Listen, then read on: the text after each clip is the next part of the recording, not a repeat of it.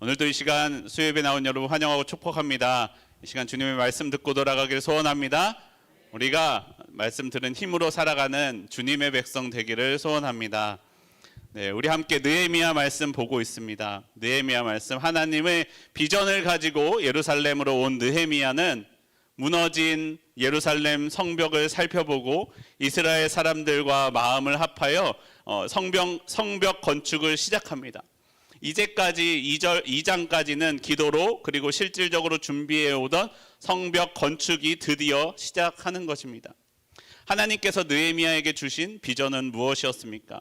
앞선 봉원준 목사님 설교에서도 말씀해 주신 것처럼 단순히 성벽을 세우는 것이 이스라엘의 비전이 아니었습니다. 느헤미야가 성벽을 둘러보고 온 뒤에 이야기합니다. 느헤미야 2장 17절 말씀, 이건 우리 함께 한 목소리를 읽어보도록 하겠습니다. 2장 17절입니다. 한 목소리로 읽습니다. 시작. 후에 그들에게 이르기를 우리가 당한 공경은 너희도 보고 있는 바라. 예루살렘이 황폐하고 성문이 불탔으니 자 예루살렘 성을 건축하여 다시 수치를 당하지 말자 하고.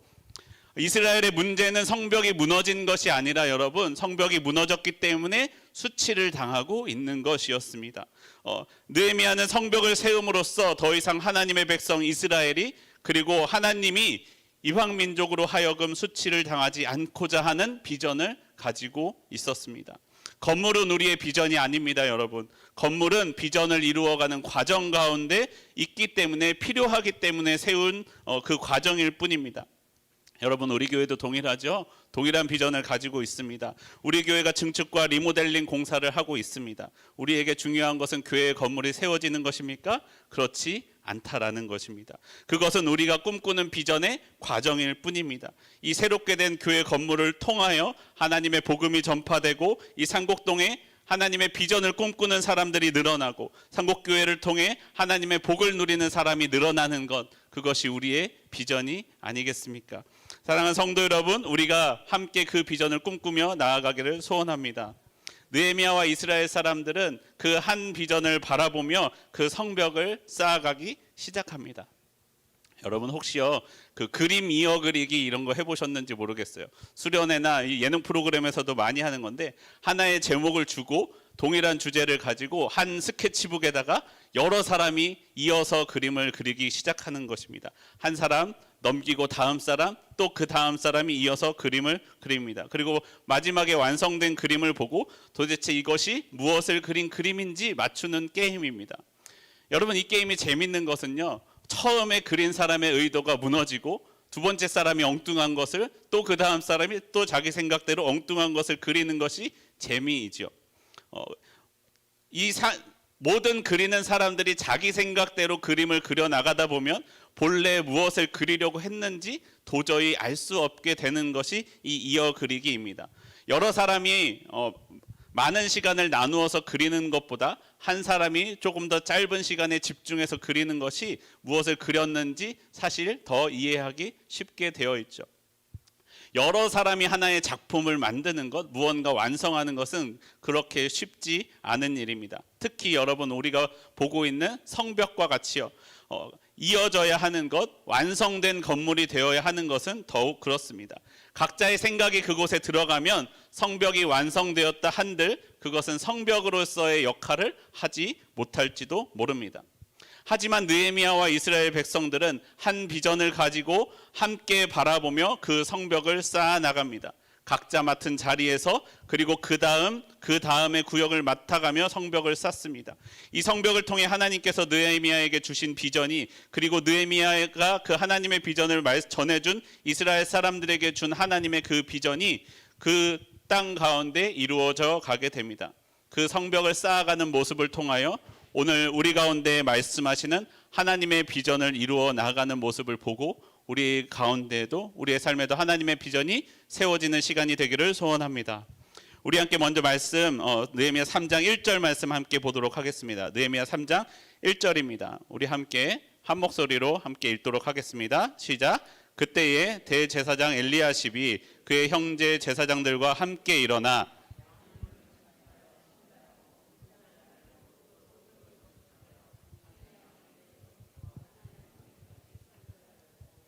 본문을 보시면 대제사장 엘리야십이 그의 형제 되는 제사장들과 함께 대제사장이 형제 제사장들과 함께 일어나 성문을 건축하고 문짝을 달고 성벽을 건축하였다라고 말씀합니다. 한메아 망대에서부터 하나넬 망대까지도 성벽을 쌓았습니다. 그리고 그곳을 성별하였다라고 말씀합니다. 여러분, 당시에는 이스라엘의 왕이 없었던 때입니다. 왕이 없었기 때문에 당시에 대제사장이다 하면요, 이스라엘 공동체의 가장 지도자급이 되는 사람이었습니다. 다시 말하면요, 이 사람은요, 누군가에게 일을 시키는 사람이지 본인이 일을 하지 않아도 아무도 뭐라고 하지 못하는 사람입니다. 보통은 이런 사람들은 앞장서서 일하지 않는 위치입니다. 그런데 대제사장이 그리고 형제되는 제사장들과 함께 직접 성벽을 건축하고 있었다라는 것입니다. 왜 그랬을까요? 그것이 그만큼 중요했기 때문에 그렇습니다.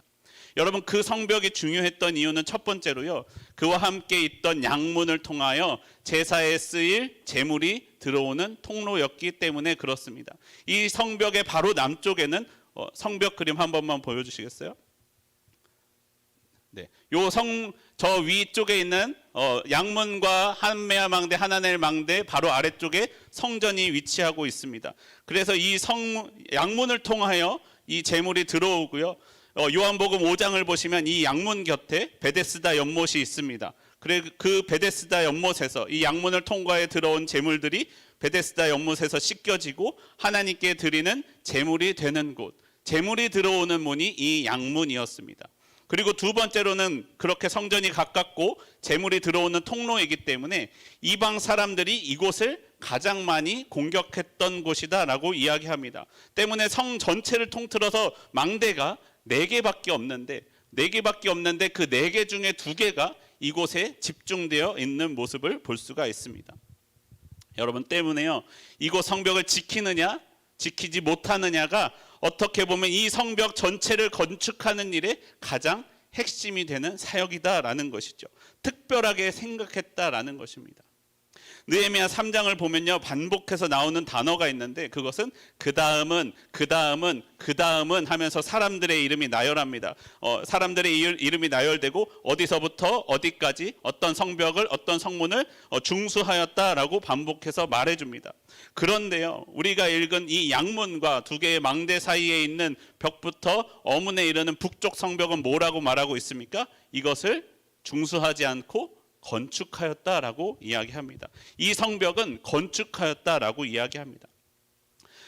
사실 여러분, 예루살렘 성은 거의 다 무너졌기 때문에 중수한다라는 것은 강하게 하고 단단하게 한다라고 표현할 수 있는데 이것은 중수하는 것이나 아니면 처음부터 다시 세우는 새롭게 건축하는 것이나 중사하거나 건축하거나 어차피 해야 되는 일은 거의 다 비슷합니다. 그런데 느헤미야는 이곳을 특별하게 구분해서 다른 곳과 다르게 건축하였다라고 표현하고 있습니다.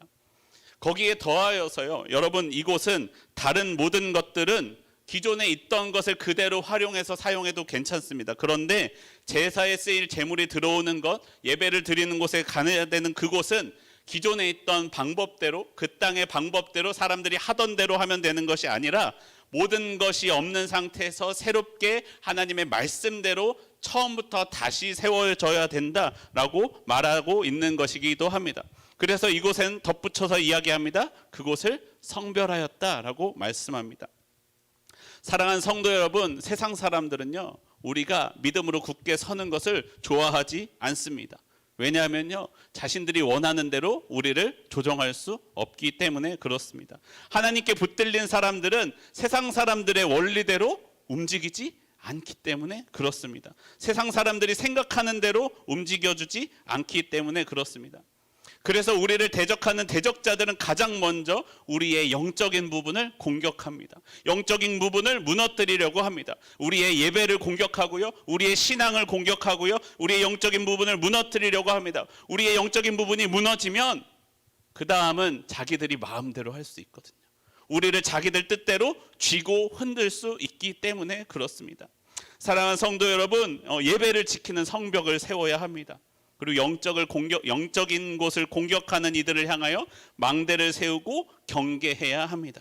그곳에서부터 악한 세력의 공격이 시작됨을 기억하시기 바랍니다. 여러분, 그들의 공격은요, 당연해 보이는 것부터 시작합니다. 코로나가 이렇게 심각한데 많은 사람들이 모여서 되겠어? 온라인으로 예배를 드려서 되겠어? 네, 우리가 심각해지고 염려가 되었을 때는 온라인으로 예배를 드릴 수도 있죠. 그런데 그렇게 우리의 마음에, 우리의 성벽에 발을 들여놓은 악한 세력은요, 절대로 거기서 멈추지 않는다라는 것입니다. 온라인으로 예배를 드리는 우리의 마음 가운데 이야기합니다. 아무도 없는데 너 혼자 그냥 누워서 예배 드리면 어떠냐? 좀 반바지 좀 입고 그냥 러닝 셔츠 바람에 예배 드리면 어때? 라고 우리에게 이야기합니다. 지금 중요한 전화가 왔는데 예배 어차피 온라인에 인터넷에 있으니까 그거 이따가 저녁 때 드려도 되잖아. 잠깐 지금은 통화가 중요하니까 통화하자 라고 우리의 마음 가운데 이야기한다라는 것입니다. 그리고 시간이 지나서 이 코로나에 대한 염려가 없어진다고 예배가 회복되겠습니까? 오늘은 귀찮으니까 온라인으로 예배 드리자. 온라인 예배도 예배라고 했잖아. 온라인으로 예배 드리자. 그런 마음이 우리 가운데 생기게 되어 있다라는 것입니다. 우리가 성벽을 세우지 않으면 그렇게 들어오게 되어 있다라는 것입니다. 우리를 공격하는 사단의 세력은요, 대부분 단번에 우리 교회 나가지 맙시다 라고 이야기하지 않는다라는 거예요. 조금씩 예배로부터 멀어지게 만드는 것, 그것이 사단의 계략입니다. 예배를 대하는 나의 태도를 조금씩 공격하고 무너뜨립니다. 하나님을 믿는 사람의 삶을 조금씩 세상 사람들과 똑같게 만들어 버립니다. 사랑하는 성도 여러분, 우리가 예배의 자리를 회복하기를 바랍니다. 예배의 시간을 구별하십시오. 예배의 열심을 가지고 신령과 진정으로 드리는 예배를 회복하는, 예배를 지키는 한 사람이 내가 되기를 소원합니다. 여러분, 하나님 사랑하시죠? 하나님 사랑하시면요, 그 하나님이 여러분의 하나님이 되기를 원하신다면 무너져가는 예배를 그대로 보고 있으면 안 된다라는 것입니다. 망대를 세우고 성벽을 세워 더 이상 악한 세력이 나의 그 예배의 자리에 침투하지 못하도록 지켜야 한다라는 것입니다. 무엇을 세워야 됩니까? 성벽을 세우고요, 성문을 건축해야 됩니다. 성문이 있다라는 것은 무엇이에요? 들어올 것만 들어오고 들어오지 말아야 할 것은 들어오지 못하게 막는 것이 성벽입니다. 우리의 마음에 성벽을 세우고 성문을 세워야 합니다. 우리 마음 가운데 들어오지 말아야 할 것을 철저하게 막고 단속해야 하는 것, 그것이 그리스도인의 삶입니다. 우리가 나의 마음에, 나의 예배에 대한 태도에 악한 세력이 들어오려고 할 때 문을 닫고 열어주지 않는 우리의 마음의 태도가 필요합니다. 종교개혁자 칼뱅은 이렇게 말했습니다. 너희가 이 나라를 지키려면 교회부터 세워라. 여러분, 교회의 중심은 하나님을 예배하는 것입니다. 그리고 우리는, 저와 여러분은 모두 주님의 움직이는 교회입니다. 우리가 우리를 지키기 위해서는요, 우리가 교회가 되어야 되고, 우리를 지키기 위해서는 우리의 중심되는 예배를 회복해야 된다. 예배를 지켜야 된다라고 우리에게 말씀해주고 있는 것입니다. 우리의 중심되는 예배를 바로 세울 때 우리는 우리의 삶을 바르게 지킬 수 있다. 세상에서 수치를 당하지 않을 수 있다라고 우리에게 말씀하고 있습니다. 사랑하는 성도 여러분, 예배를 지키십시오. 그 예배가 여러분을 지켜주실 것입니다. 우리가 하나님의 법을 지키면, 우리가 하나님을 지키면 하나님이 우리를 지켜줄 것입니다. 사실 여러분, 이제까지는 그렇게 생각한 적이 많이 있었습니다. 내가 하나님을 지키는 것이지, 내가 신앙을 지키는 것이지, 내가 예배를 지키는 것이지. 그런데 하나님이 말씀하십니다. 나의 삶을 되돌아보면요, 그 예배가 나를 지켰습니다. 그 하나님이 나를 지켜주셨습니다. 내가 하나님을 지키고 내가 예배를 지킨다고 생각했는데 아니요, 예배가 나를 지키고 하나님이 나를 지켜주셨습니다. 사랑하는 성도 여러분, 여러분을 지켜줄 예배를 지키십시오. 예배를 소중히 여기십시오. 우리 가운데 영적인 방벽을 건축하여 악한 세력과 싸우는 저와 여러분의 삶이 되기를 소원합니다.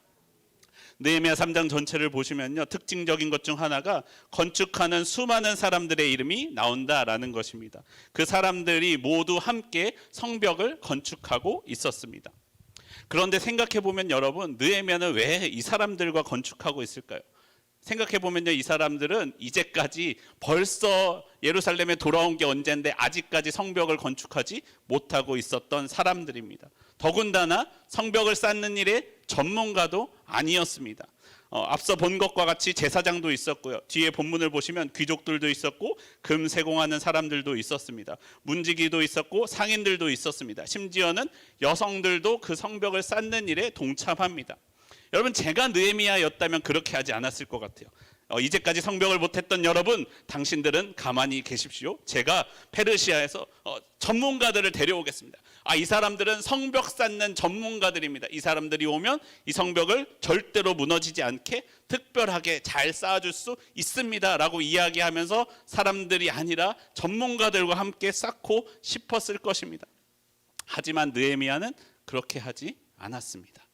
다시 말씀드리지만 느헤미야의 궁극적인 비전이 무엇입니까? 성벽을 다시 쌓는 것이 아니었기 때문에 그래요. 느헤미야의 비전은 성벽을 다시 쌓는 것이 아니라 하나님의 백성 이스라엘이 하나님이 환난을 당하고 수치를 당하고 능욕을 받지 않는 것이 비전이었기 때문에 그렇습니다. 그것을 위하여 성벽을 쌓고 있었기 때문입니다. 여러분, 전문가들이 와서 성벽을 쌓으면요, 이스라엘 백성들이 쌓는 것보다 더 잘 쌓을지도 몰라요. 하지만 그 성벽은 이스라엘 사람들이 생각하기에 이것은 우리 성벽이야 라고 생각되지 않을지도 모른다라는 것입니다. 그만한 주인의식이 없어지게 된다는 것이죠. 그렇게 되면요, 느헤미야가 자리를 비운 순간, 전문가들이 떠난 순간 혹시 느헤미야가 죽음을 당하기라도 한다면 그 성벽은 이내 오래가지 않아 무너지고 말 것이라는 것입니다. 주인이 아니기에 애정도 없고 주인이 아니기에 관리도 하지 않기 때문에 그렇죠. 그래서 느헤미야가 사용한 방법은 무엇입니까? 이스라엘 사람들로 하여금 자기 집과 마주한 곳을 할당하여 건축하게 합니다. 10절을 보시면 하루마베 아들 여다야가 자기 집과 마주대한 곳을 중수하였습니다. 23절을 보면 베냐민과 핫숲이 자기 집 맞은편을, 아사랴가 자기 집에서 가까운 부분을 중수하였습니다. 이 외에도 몇 군데 나오면서 자기 집과 가까운 부분, 자기 집과 마주하고 있는 부분을 우선적으로 사람들에게 맡겨서 그곳을 쌓게 합니다. 여러분, 생각해 보십시오. 자기 집 앞에 성벽을 쌓는데 얼마나 열심히 열과 성을 다해서 쌓았겠습니까? 얼마나 이것이 내 성벽이다 주인의식을 가지고 쌓았겠냐라는 것입니다.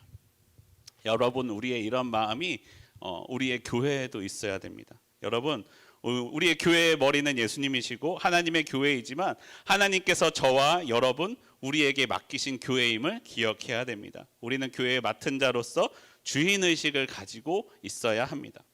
여러분, 우리가 감사하는 것은 우리 교회를 건축하는 데 있어서 많은 분들의 헌금이 들어가고 있다는 것이 얼마나 감사한 일인지 모릅니다. 크고 작은 벽돌 한 장 헌금이 모여서 교회가 지어져 가고 있다라는 것입니다. 누군가 갑자기 수십억을 내놓아서 교회 건물이 생긴다면 좋겠죠. 돈 걱정 없겠죠. 그런데 그것에 대한 우리의 주인의식이 있을까? 그거는 잘 모르겠다라는 것입니다. 우리에게 적어도 그만한 애정은 없을 것 같다라는 것입니다. 내가 세워야, 내가 주인이 되어야 그만큼 애정을 쏟게 되어 있는 것이죠.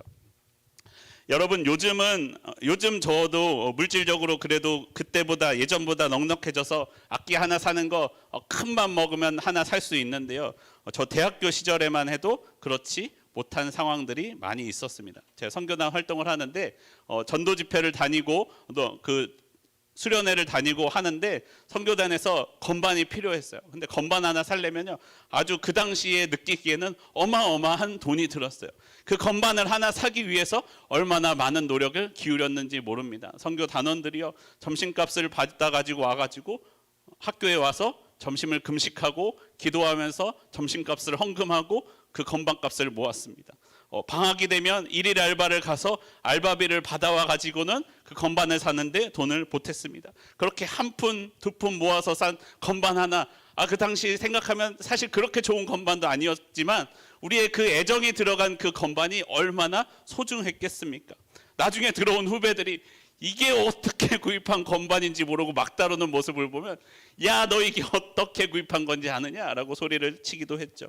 그 건반을 소중하게 여겼습니다. 그 건반이 내 애정이, 내 믿음이, 내 기도가 들어간 건반이었기 때문에 그렇죠.